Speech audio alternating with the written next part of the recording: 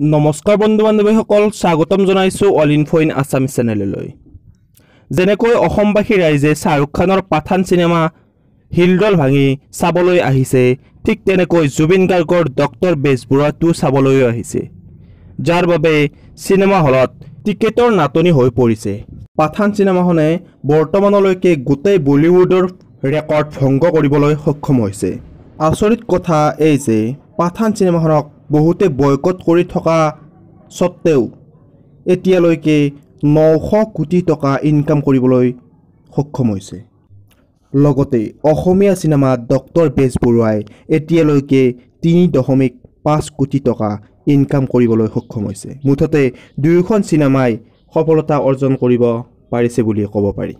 আপুনি ইয়াৰ কোনখন চিনেমা চালে কমেণ্ট বক্সত জনাব আৰু এই ভিডিঅ'টো শ্বেয়াৰ কৰি দিব। ভিডিঅ'টোত এটা লাইক কৰি চেনেলটো ছাবস্ক্ৰাইব কৰিবলৈ নাপাহৰিব। ধন্যবাদ।